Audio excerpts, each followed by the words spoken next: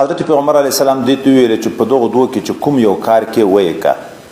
فتحیز 6 ایام او 7 ایام بیا ورته فی علم الله دغه مطلب څه ده؟ دغه مطلب وایا دا ده چې حضرت پیغمبر علیه السلام ورته ویل ما ته نور حال نه معلومیږي خو د وخت خزو عادت خو د چا شپږ شپې د چا وش شپې چې تا به کوم وي او یا دا منه دا متحیره وا په خپل عادت کې چې شپږ وي کوه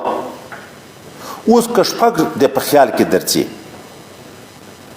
نو د میاشتې شپږ حس ورځې چې لمونځ پرېږدي دا نورې 24 ورځې به بیا لمونځ کوي او کوه په خیال کې درځي اوه ورځې لمونځ پرېږده بیا به 23 ورځې بیا دا چې دوه ورځې وروسته ذکر کېږي 24 لیله او 23 لیله و ایامها ام په دغه لحاظ که عادت شپږ وي نو بیا خو 24 شپې که عادت ووي بیا نو 23 شپې پاتې کېږي دا خپل منظم کوه خپل د روژه نیسه عبادت په دغو ټولو ورځو کې کوی شي او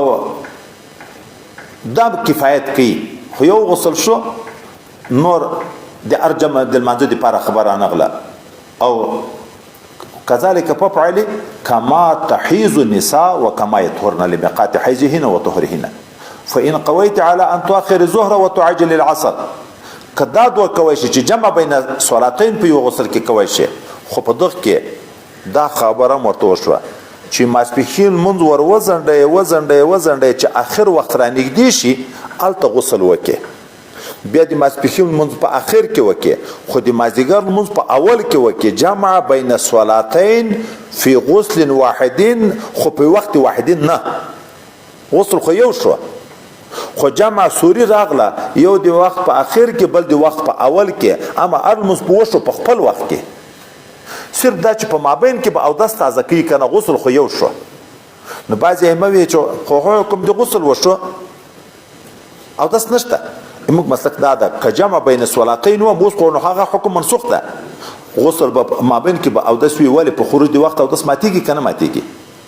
چې لمونځ یې وکړو غسل خو وشو لمونځ یې وکړو وخت ووت چې دا وخت پوره شو چې دوم وخت داخلېږي دوم وخت لپاره به بیا اودس کوي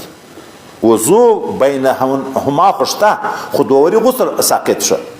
ماښام دغسې وزنډی اخر ته مخصوصا په اول وخت کې وکړي غسل وکړي غسل یو شو خو لمونځ چې وشو په لمانځه پسې بیا اودس وکړي چې وخت المخصوصا داخل شو نو د هغه نه بعد بیا د المخصوصا دپاره اودس وکړي او د المخصوصا لمونځ وکړي او دواري اودس ذاتي د هغه دپاره نه هغه غسل رانغی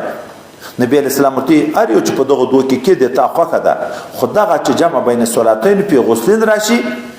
او لاندې نقطه ورسره لیکي چې امر آخر غسل لکل صلاتین شي دا بیا عجب ده ځکه په دغه کې سهولت او اسانتیا ده